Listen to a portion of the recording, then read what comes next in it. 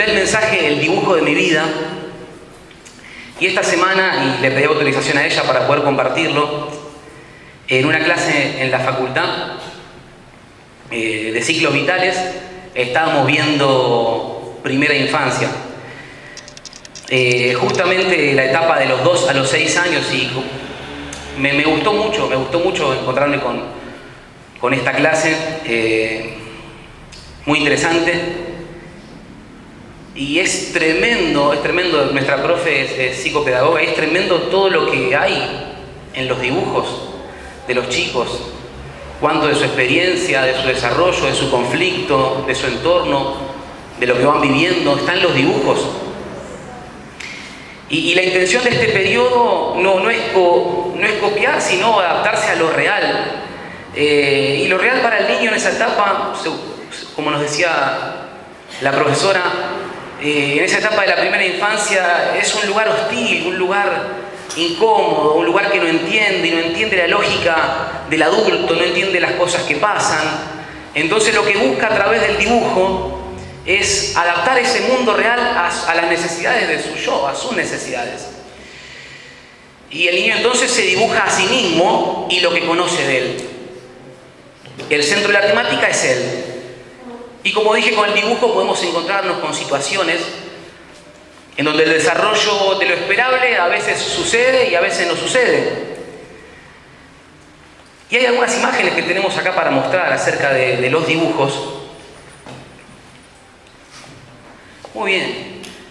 Algunos dibujos de esa etapa que están viendo ustedes en pantalla. ¡Wow! Están viendo ustedes en pantalla. Mirá vos, ¿eh? Hay algunos, a ver otros. Bien. Mirá vos. Elefante Florencia, Sara. Bien. Bueno, algún que otro dibujo que vimos en clase. Y vamos a quedarnos con este. Este es el dibujo de Nico, de 5 añitos. La consigna era, a partir de la profesional, era dibujar una persona lo más completa que puedas en esta hoja. Así que ustedes, sin interpretar nada, ni querer analizar nada, ¿qué es lo que ven ahí? ¿Qué es lo que vemos ahí? A ver, ¿alguien se anima a decir en voz alta algo de lo que vemos ahí, de lo que se ve ahí? Bueno, de a uno, ¿eh? Está bien. ¿Qué es lo que vemos ahí? Naturalmente, ¿qué dijo? A ver. Bueno. Una mujer embarazada. Bueno, está bien, Benja. Bueno, podríamos decir varias cosas. Pero en sí lo que estamos viendo ahí, es una figura. Una figura, un contorno, líneas muy marcadas, bien marcadas las líneas, rayadas, muy reforzadas, una figura amorfa. Hay como unos circulitos. ¿Se llega a ver allá unos circulitos arriba? Parece como unas gotitas, ¿no? Y se sabe en el proceso que Nico es capaz de dibujar figuras humanas. Lo ha hecho en el proceso. Cabeza, el cuerpo, las piernas. Lo ha hecho en distintos momentos. Pero frente a una situación del proceso donde la profesional trabajó con Nico el esquema corporal y que conoce de sí mismo, esto es lo que él realizó. Esto es lo que hizo Nico. Para darle contexto al asunto y que se entienda. Nico, con 5 añitos, tenía SIDA. Entonces, hace unos meses atrás, había fallecido el padrastro de la misma enfermedad. Y su hermana en ese tiempo también estaba muy mal. Este dibujo no es actual. Nos cuenta la profe, este dibujo ya tiene 19 años. En ese momento Nico se había llenado de verrugas y se suponía que eran muy contagiosas naturalmente por la enfermedad. Lo habían aislado. No podía estar en contacto con nadie. ¿Por qué? Porque era peligroso. No podía abrazar, no lo podían abrazar, no podía estar en contacto. Y en esta etapa el niño grafica lo que conoce de sí mismo. Fíjense qué capaz. Los circulitos allá arriba, ¿qué podrían ser? las verrugas. Y cómo marca Nico ese límite con el remarcado, el límite con el afuera, el límite con los demás y con lo de adentro, lo que soy yo. Esa falta de posibilidad de definir mi cuerpo porque mi cuerpo está enfermo, porque mi cuerpo no me responde, no conozco las dimensiones, entonces hay algo blanco, hay un vacío adentro, pero también hay un vacío afuera y mucha notoriedad en los contornos. Hoy Nico, luego de 19 años de este dibujo, está haciendo el profesorado de inglés. Se negativizó la enfermedad, pudo superar este periodo, su mamá también lo pudo superar, no le quedaron secuelas. Pero cuando él recuerda ese momento, o trata de registrar ese momento, recuerda la falta de reconocimiento de quién soy y el miedo a mi propio cuerpo, porque mi cuerpo era peligroso para el otro, como también para mí. Y algo que le pasa a los chicos, nos decía Virginia, es que no quiere que los padres sufran. Y muchas veces el no manifestar o poner en palabras lo que le pasa tiene que ver con cuidar al adulto. Y en ese querer proteger a mamá de que no sufra, había un no reconocimiento de lo que en verdad él estaba atravesando. Así que tenemos que mirar los dibujos de los chicos, tremendo. ¿Por qué cuento esto? ¿Por qué inicio el mensaje con esto? Porque todos tenemos un dibujo de vida. El dibujo de mi vida. Vos tenés un dibujo de vida, yo tengo un dibujo de vida. Y que involucra todo, nuestro todo. Y hace 3 noches atrás oraba, meditaba en la palabra para hoy, y el Señor trae un nombre a mi mente. Y ese nombre es Ezequías. Ezequías fue un rey de Judá. Está en el relato bíblico, prominente. Y Ezequías, como vos y como yo, también tenía su dibujo de vida. Mirá lo que te cuento. Era nieto de Jotam.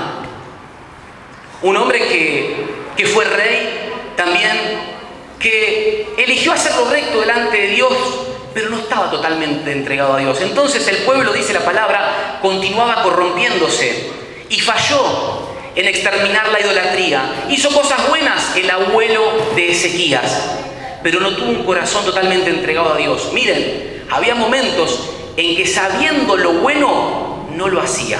Este fue Jotam, el abuelo de Ezequías. Pero Ezequías tuvo un papá, y el papá era Acaz.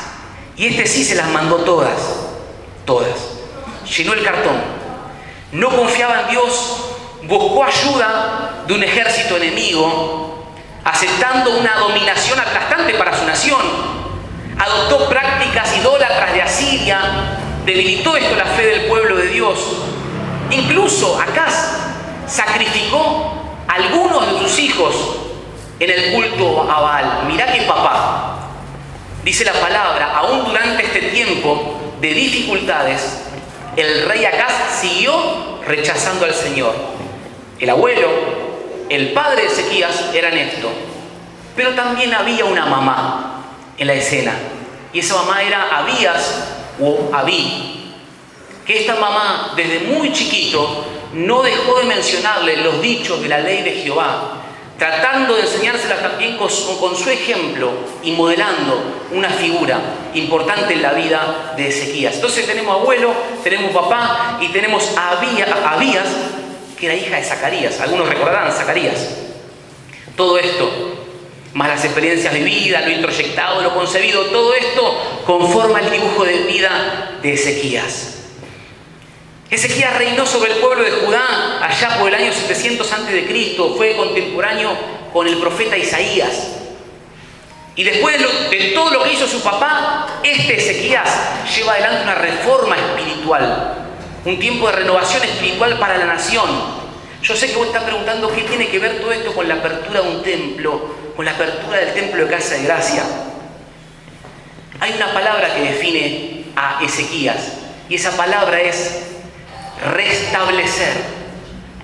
Restablecer. La palabra que define el liderazgo de este hombre y la vida de este hombre es restablecer. ¿Restablecer qué es? Establecer algo en el lugar donde antes estaba o en el estado que antes tenía. Volver a establecer algo en el lugar donde antes estaba o en el estado que antes tenía. Y él se dedicó a esto, a restablecer. Resumiendo la historia larga, abrió las puertas del templo que estaban cerradas y organizó un solo culto espiritual al Dios Yahvé, a Jehová. Abrió las puertas del templo, derribó los lugares altos, destruyó los ídolos, volvió a celebrar la Pascua.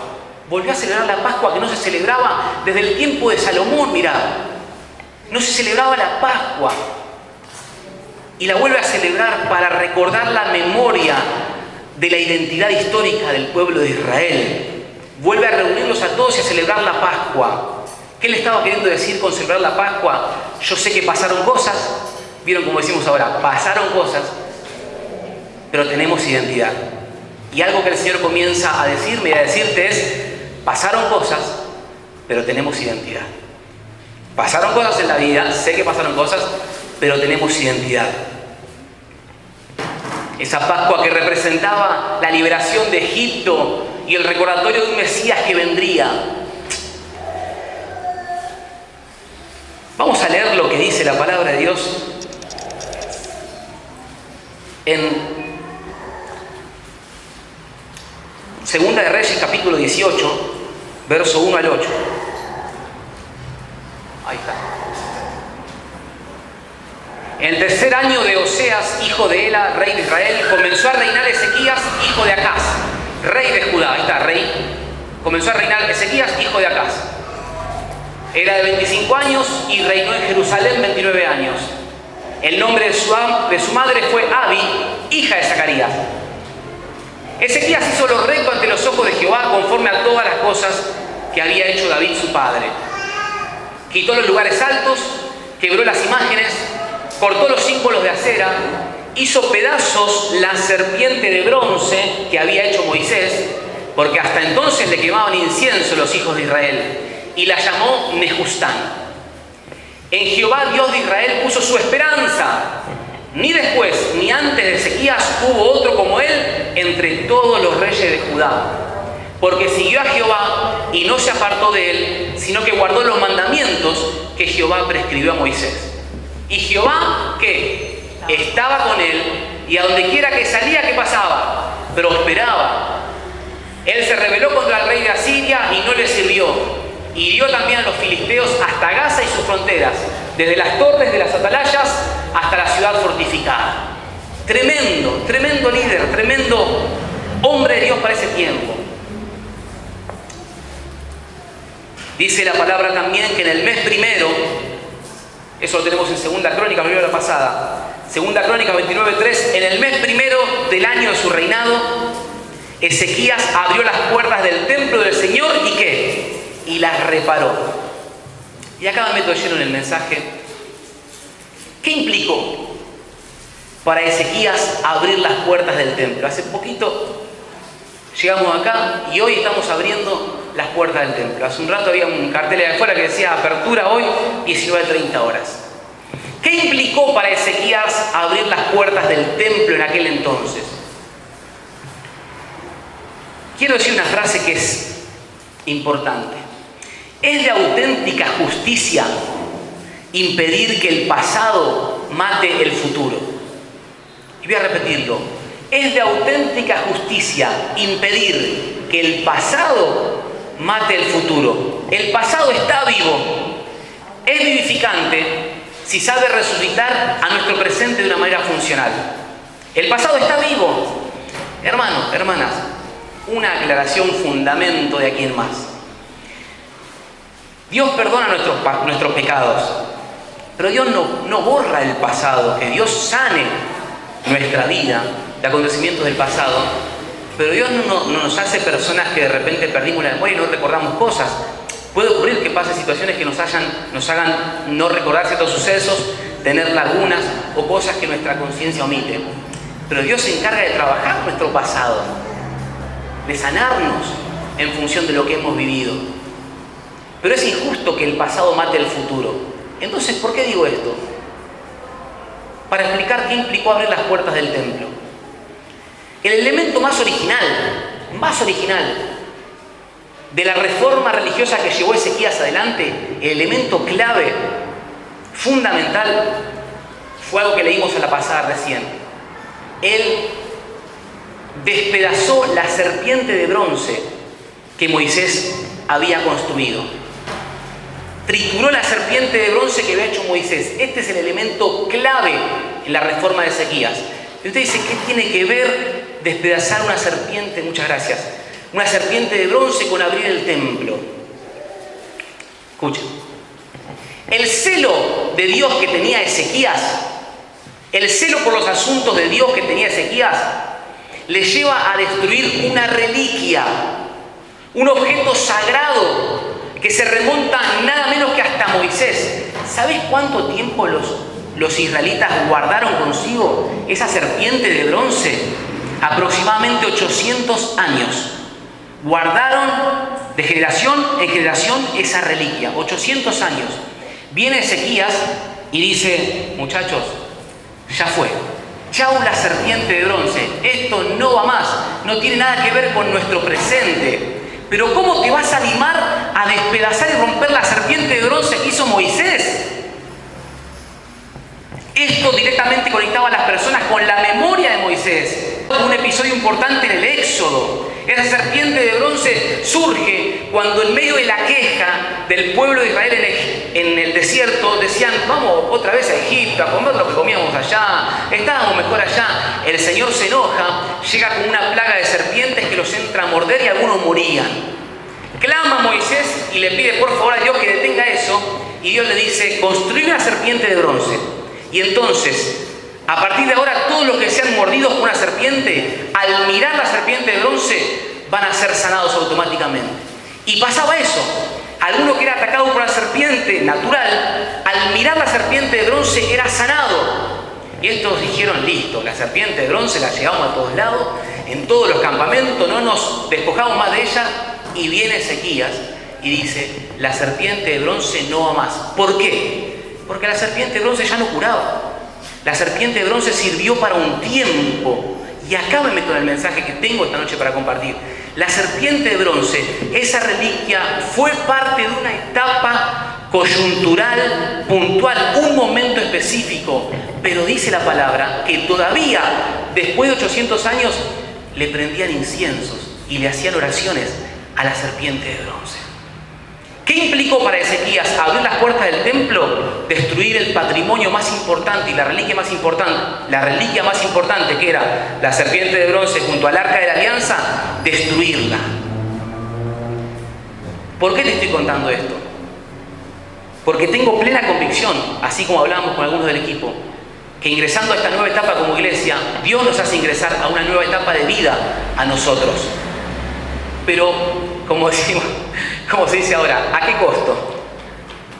El costo de Ezequías fue destruir la serpiente de bronce, despedazar la reliquia después de 800 años. Imaginen el amor, la veneración que sentía el pueblo hacia este objeto. ¿Cuántas oraciones recitaba la gente a los pies de la serpiente en busca de ayuda? Es precisamente esa veneración, esa idolatría, esa adoración, el hecho de quemarle incienso y darle un nombre, lo que lleva a Ezequías a eliminarla.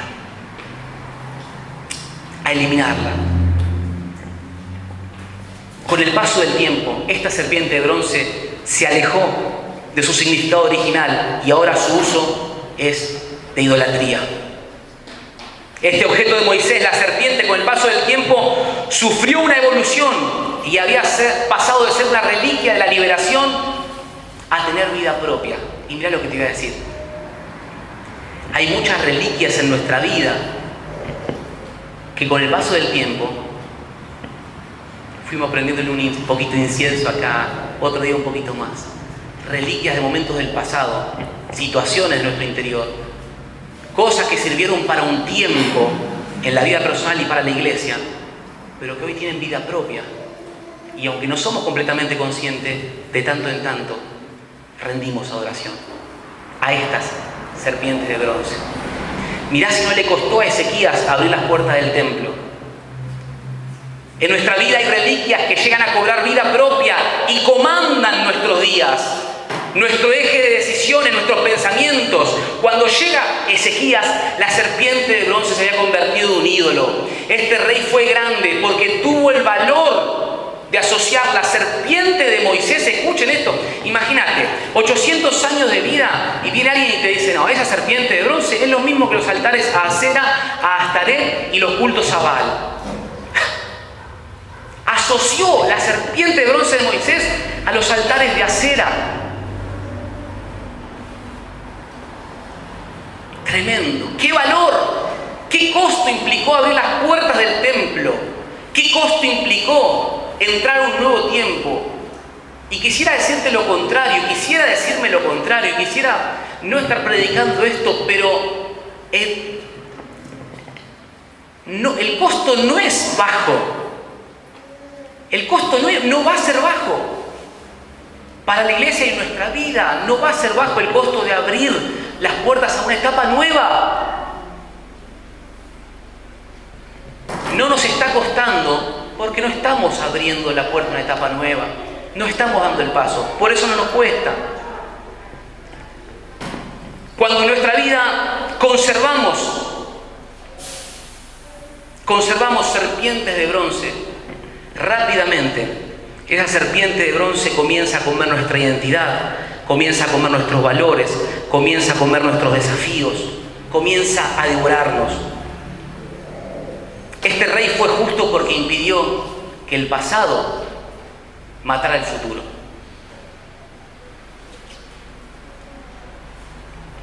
¿Qué cosas matan nuestro futuro?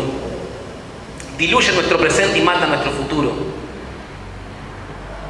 Ezequías llamó a esta serpiente, adelante de todos, Nehustán, que significa pedazo de lata. Ezequías no podía iniciar un tiempo sin antes destruir las reliquias que habían tomado vida propia en el pueblo, en su vida. No se podían abrir las puertas del templo sin antes despedazar un pasado que sigue vivo hasta hoy. Y quiero decir que no podemos abrir las puertas de un tiempo nuevo, una etapa nueva, si no despedazamos un pasado que tomó vida hasta el día de hoy y que nos sigue impidiendo avanzar. Pregunta: ¿cuántas serpientes de bronce tengo en mi vida? ¿Qué implica abrir las puertas del templo? ¿Qué implica en tu vida que Dios abra las puertas a una nueva etapa? ¿Qué requiere de mí esto? ¿Qué demanda de mí esto? Las serpientes de bronce en mi vida tienen que ver con objetos o con maneras. Maneras de vivir, maneras de pensar, maneras de ver. Y mi idea hoy no es dar 3 puntos para, mi idea hoy es que pensemos juntos.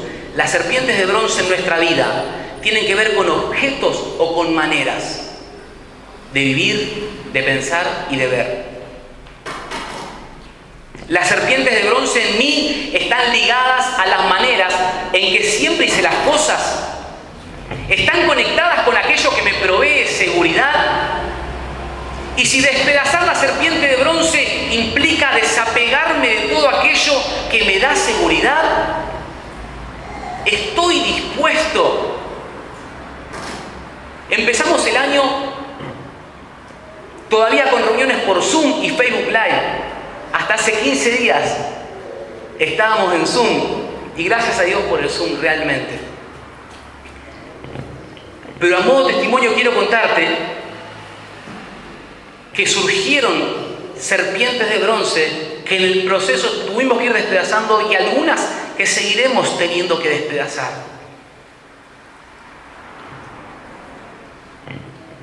Preguntas con las que yo me di cuenta que me sentía identificado y que eran serpientes de bronce en mí. Por ejemplo, ¿te parece alquilar en este tiempo? Así como estamos, ¿no estamos bien? Estamos bien así. Fíjate, no es momento para hacer movimientos. y en lo más íntimo, mis serpientes de bronce estaban en ese crayón de trazos gruesos, en el dibujo de mi vida, que me llevaban a identificarme con esas expresiones y con esas preguntas, con ese fíjate. Y yo me di cuenta que el dibujo de mi vida encuadraba bastante bien dentro de ese fíjate.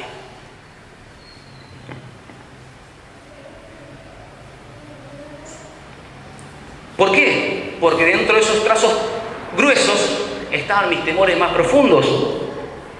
Están, seguramente. Complejos que están anclados a algún punto o etapa de mi historia, de tu historia. La necesidad de pisar siempre sobre suelo firme. Y me di cuenta que en este proceso que vivía, seguía siendo funcional a serpientes de bronce. Que a diario prendía algún incienso a mis serpientes de bronce, que a diario prendía alguna vela. Espero nadie se ofenda ni se moleste por lo que estoy diciendo, entienden el sentido de lo que quiero transmitir. A mis serpientes de bronce, a mis zonas de seguridad en las que estaba anclado y parado. Nos aferramos a lo viejo conocido y seguimos adelante. Pero Dios nos fue llevando a hacer lo mismo que hizo Ezequías, salvando los millones de kilómetros de distancia. Digo, lo mismo ¿en qué sentido? En Jehová, Dios de Israel, puso su esperanza. Segunda Reyes 18:5. Cuando somos conscientes de los trazos gruesos del dibujo de vida, hay momentos en que no nos queda otra que hacer lo que hizo Ezequías. En Jehová, Dios de Israel, puso su esperanza. Así que ustedes no lo pueden ver, yo tampoco, pero en el umbral de aquella puerta, de la puerta para aquel lado, invisible, hay un montón de pedazos de serpiente de bronce roto. Algunos míos, seguramente algunos pedazos de otros, que también tuvieron que despedazar alguna serpiente de bronce. Y vamos a tener que seguir. La esperanza en Él por encima de la confianza en nuestra serpiente de bronce. ¿Qué reliquias en tu vida a veces reciben algo de reconocimiento y adoración? Esas reliquias solo son Nejustán, un pedazo de lata que era para 800 años atrás y ya no es para este tiempo. Y sé que el Espíritu Santo ahora está calando, está trabajando con esto.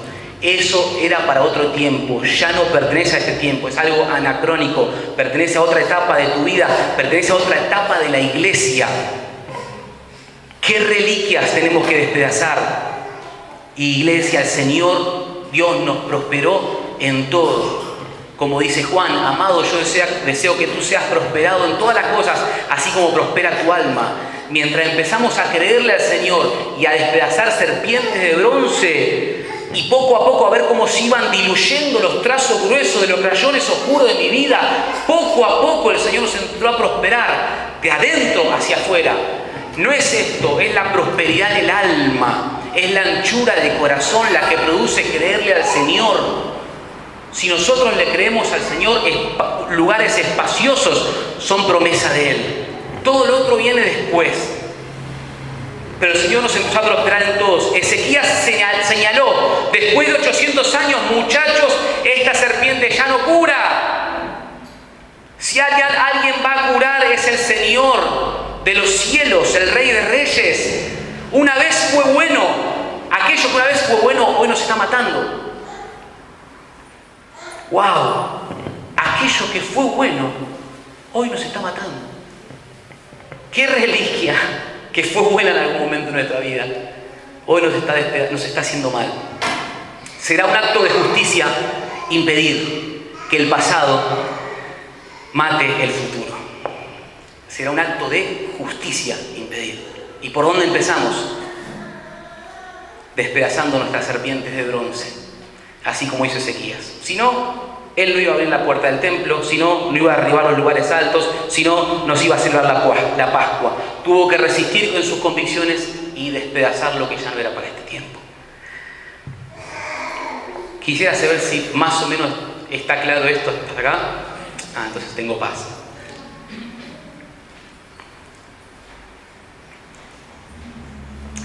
¿Cómo es el dibujo de tu vida? ¿Y cuántas serpientes de bronce están ahí entre esos trazos? Por él el Señor, nuestra esperanza, va a hacer que los trazos sean cada vez más finos y vayan tomando una figura saludable. Quisiera invitarte a que te pongas de pie, por favor.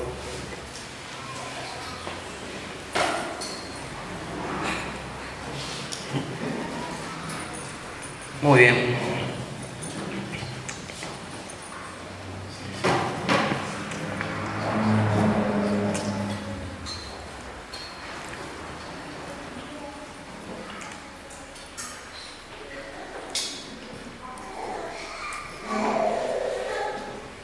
Desde chiquito escuchábamos en las campañas, ¿no?, que Jesús sana, salva y liberta. Y vamos a proclamar esto en este momento y vamos a orar. Porque sé que a medida que fuimos hablando, por obra del Espíritu Santo, Él va trayéndonos a nuestra conciencia esos trazos gruesos que a veces nos desconectan con el afuera, pero también nos desconectan de nosotros mismos.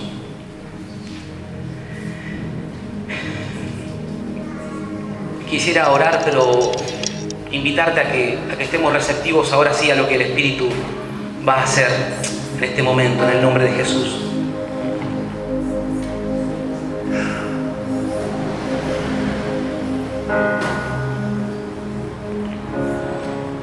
En el nombre de Jesús.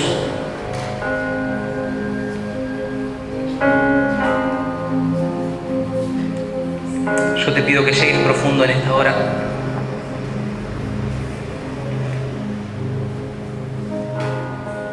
Vos que me estás escuchando y yo que te estoy hablando, ambos llegamos el día indicado, al lugar indicado, a escuchar lo indicado. Porque no podemos seguir adelante si no despedazamos la serpiente de bronce.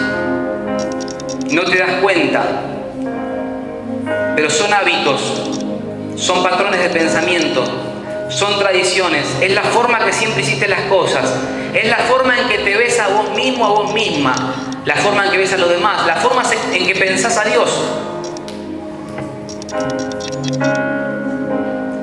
Una serpiente de bronce es aquel concepto, yo soy así y ya a esta altura no voy a cambiar. Una serpiente de bronce es, no estoy preparada, no estoy a la altura. Otra serpiente de bronce es, ¿qué van a decir? Lo que van a pensar de mí, me van a criticar. Otra serpiente de bronce son los miedos infundados a lo que hemos obedecido durante años. Otra serpiente de bronce son los complejos, una mirada distorsionada acerca de vos mismo, acerca de vos misma. Una serpiente de bronce en la iglesia es hacer las cosas así porque siempre se hicieron así. Una serpiente de bronce en la iglesia es, solo existen algunos ministerios cuando la gracia de Dios es multiforme y tan creativa como el Dios creativo que tenemos. Una serpiente de bronce es la falta de perdón.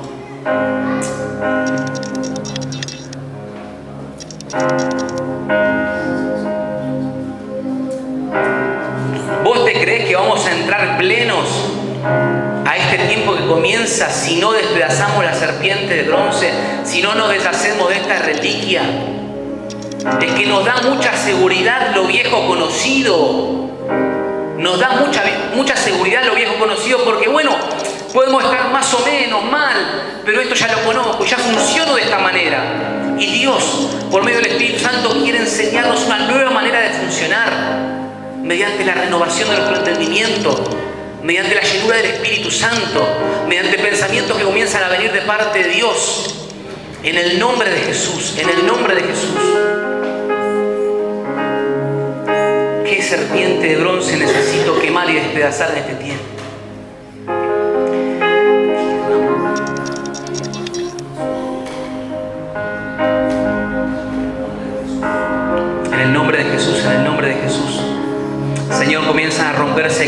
cadenas en esta noche en el nombre de Jesús. Comienzan a romperse cadenas en esta noche en el nombre de Jesús. Señor, veo como hombros, como caídos por un peso muy grande, Señor, en la zona de acá, de los hombros. Pero es un peso en el alma, es un peso en el alma. Y el Espíritu de Dios con amor viene a mostrarte que hay posibilidades de que endereces tu servicio y que puedas mirar hacia adelante con fe nuevamente.